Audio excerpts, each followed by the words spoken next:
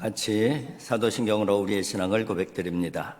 나는 전능하신 아버지 하나님 전지의 창조주를 믿습니다. 나는 그의 유일하신 아들 우리 주 예수 그리스도를 믿습니다. 그는 성령으로 잉태되어 동정녀 마리아에게서 나시고 본디오 빌라도에게 고난을 받아 십자가에 못 박혀 죽으시고 장사된 지 사흘 만에 죽은 자 가운데서 다시 살아나셨습니다. 하늘에 오르시어 전능하신 아버지 하나님 우편에 앉아 계시다가 거기로부터 살아있는 자와 죽은 자를 심판하러 오십니다.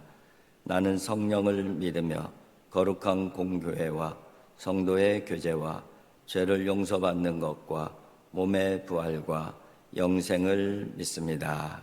아멘. 찬송가 436장입니다. 436장입니다.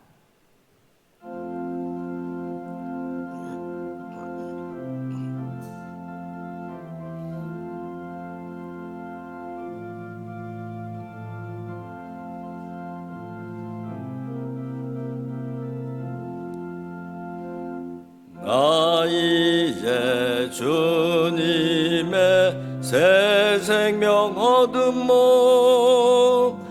옛것은 지나 새 사람이로다.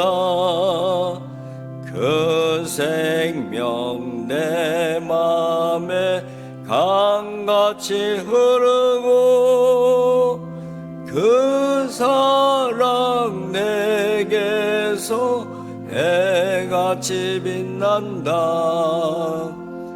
영생을 누리며 주 안에 살리라.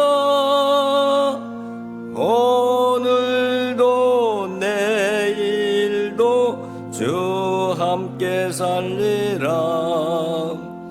주 안에 감추인 새 생명 얻으니 이전에 줬던 것 이제는 값없다. 하늘의 은혜와 평화를 맛보니 찬송과 기도로 주 함께 살리라.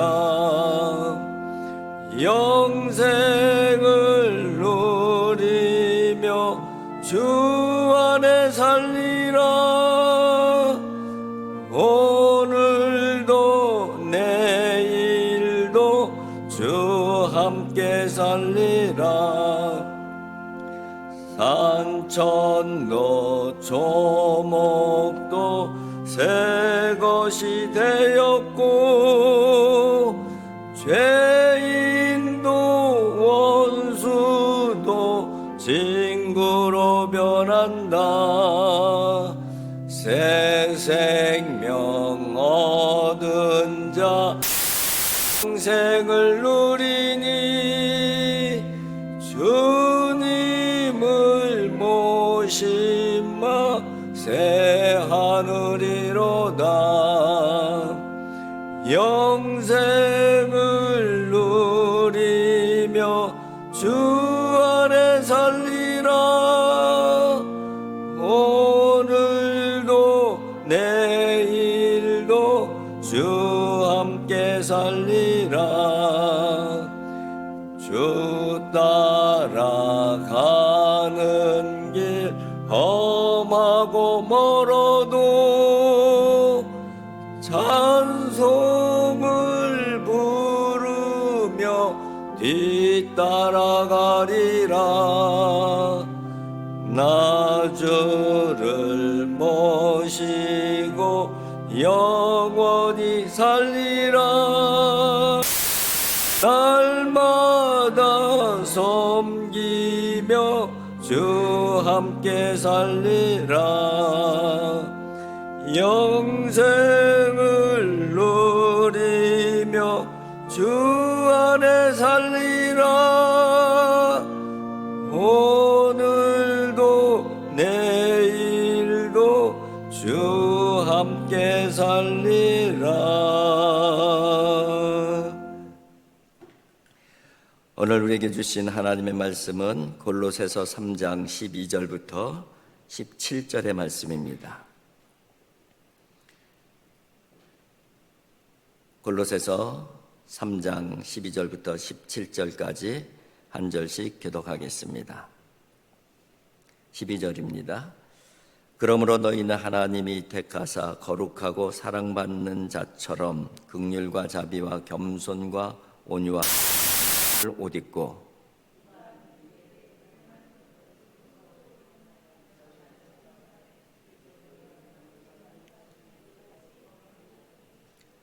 이 모든 것 위에 사랑을 더하라. 이는 온전하게 매는 띠니라.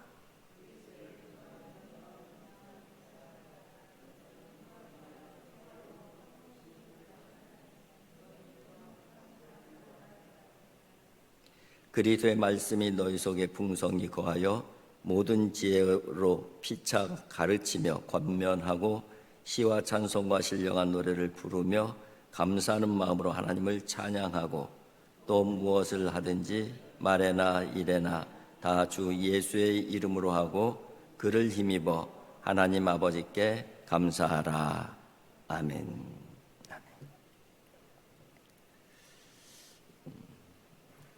하나님의 형상으로 지음받은 필요한 그런 믿음의 지침들을 구체적으로 말씀하고 있는 것이 골로새서 3장의 내용인 것이죠.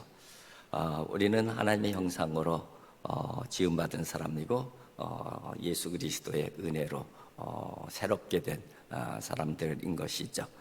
그럼 우리가 어떤 모습으로 살아갈 것인가, 어떤 마음가짐을 가지고 살아갈 것인가, 이런 구체적인 내용들이 필요한 것이죠. 그에 대한 그 말씀이 바로 골로새서 3장이라고 이해를 하시면 되겠습니다. 대전제는 위의 것을 찾으라. 이게 이제 대전제예요. 그리고 위의 것을 생각하고 또 땅의 것은 생각하지 말라. 이게 이제 기본적인 대전제이죠.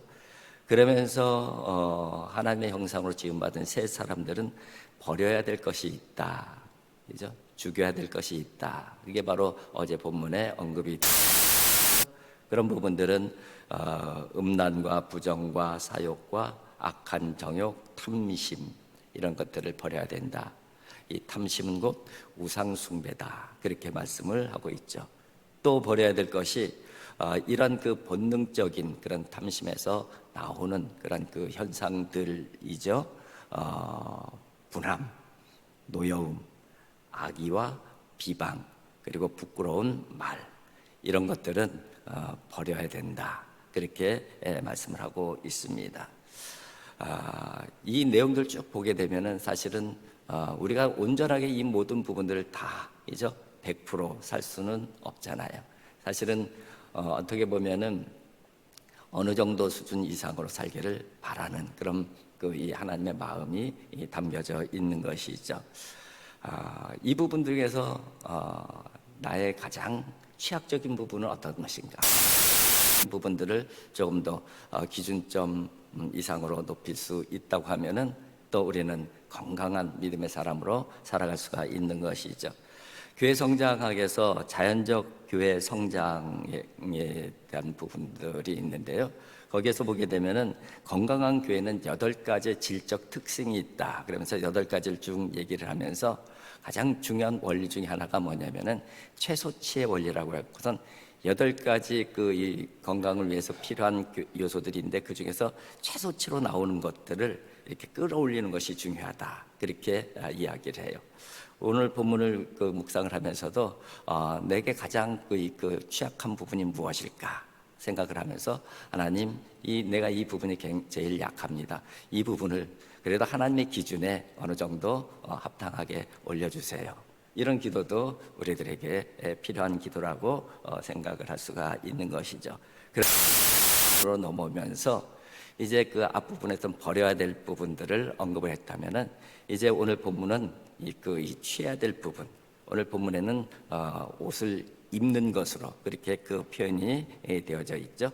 12절에 보면 이렇게 되어 있습니다. 그러므로 너희는 하나님이 택하사 거룩하고 사랑받는 자처럼 긍휼과 자비와 겸손과 온유와 오래 참음을 옷 입고 그렇게 돼 있어요.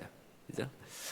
여기에서 중요한 단어가 뭐냐면 하나님이 택하사 이렇게 돼 있어요. 우리는 하나님께서 택한 사람들이라는 것입니다. 이 어제 본문에서는 하나님의 형상으로 지음받은 사람이라고 표현되어 있는데 오늘 본문에서는 하나님께서 택한 사람, 같은 맥락으로 이해할 수가 있는 것이죠. 하나님의 택한 사람을 표현하기를 어떻게 표현하고 있냐면요, 거룩하고 사랑받는 자처럼 이렇게 했어요. 택하셨다는 것은 이미 우리는 거룩한 존재가 되었다는 거예요. 그죠? 하나님께서 택하셔서 구원해 주셨다는 것은 구별해 주셨다는 것을. 예전에는 그 죄의 종이 되었지만은 이제는 하나님의 자녀가 된 것이죠. 그 자체가 이미 거룩함의 시작인 거예요. 그래서 하나님께서 택하셨다는 그 사실 자체는 우리가 이미 거룩한 존재가 되었다는 것을 의미해요. 그래서 거룩하고 이런 표현이 있는 것이죠. 그 다음에 사랑받는 자처럼, 하나님께서 우리를 택하신 이유는 하나님의 사랑 때문인 것이죠. 우리를 사랑하시고, 그죠? 사랑으로 우리를 구원하시고 돌보시고 인도하여 주신 하나님의 은혜가 또 담겨져 있는 것이죠. 그래서 우리는 택하신 말은 특별한 사람들이에요.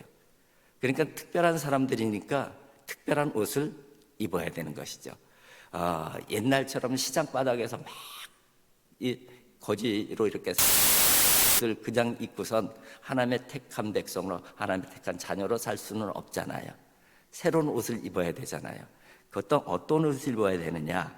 긍휼과 자비와 겸손과 온유와 오래 참음을 옷 입고 이렇게 돼 있어요.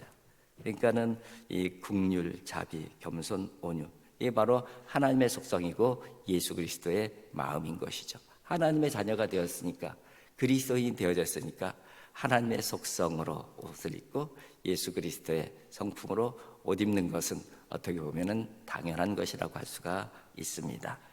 그런데 여기서 특별히 오래 참음에 대한 부분들을 조금 더 생각해 볼 필요가 있어요. 왜냐하면은 긍휼과 자비, 겸손, 온유 이런 부분들은 사실은 오래 참음이 있을 때에 정말 명품화가 되어지는 거예요. 그죠? 어떤 것든지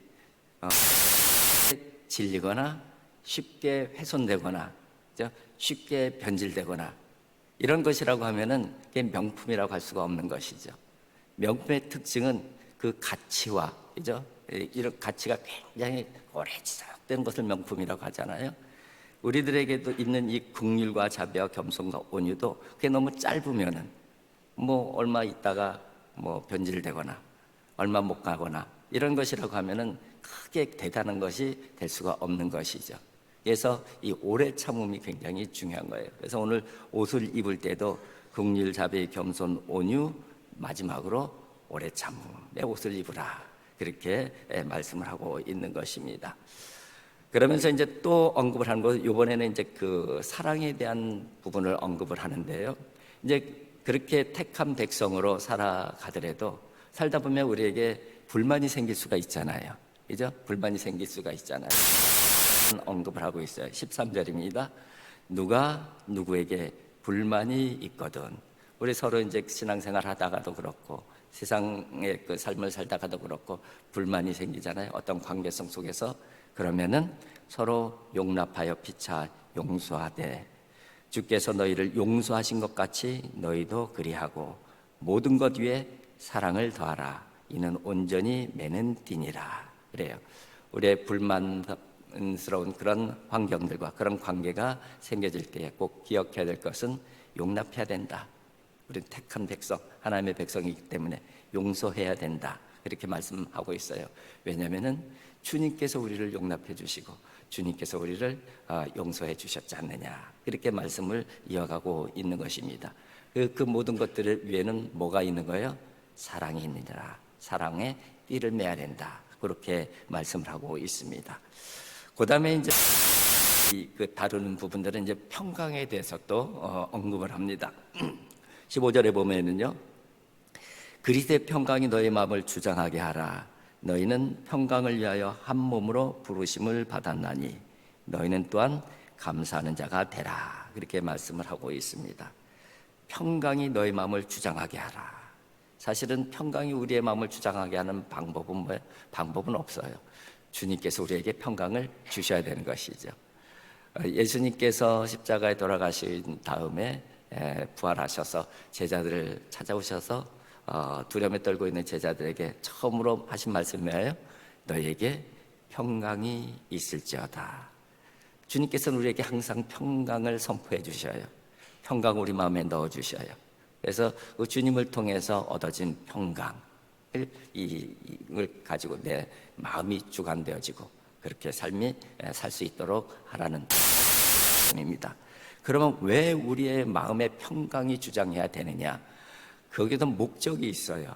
어떤 목적이 있냐면은 평강을 위해서 한 몸으로 부르심을 받았다. 너희들이 평강을 위해서 부르는 사람이다. 그러니까 너희들 평강을 전해야 되는 사람들이라는 거예요. 평강을 만들어 가야 되는 사람들이라는 거예요. 그렇기 때문에 너희 마음에 평강이 주장하지 않게 되면은 평강을 전하고 평강을 만들어 갈 수가 없는 것이잖아요.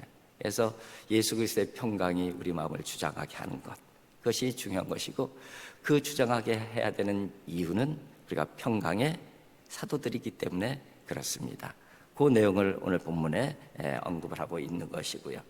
그러면서 이제 평강이 우리의 마음을 주장하게 하려고 하면은 사실은 예수 그리스도와의 깊은 교제, 관계가 형성이 돼야 되는 것이잖아요. 그래서 이어지는 말씀을 보게 되면은 그리스도의 말씀으로 연결을 하고 있어요. 16절입니다.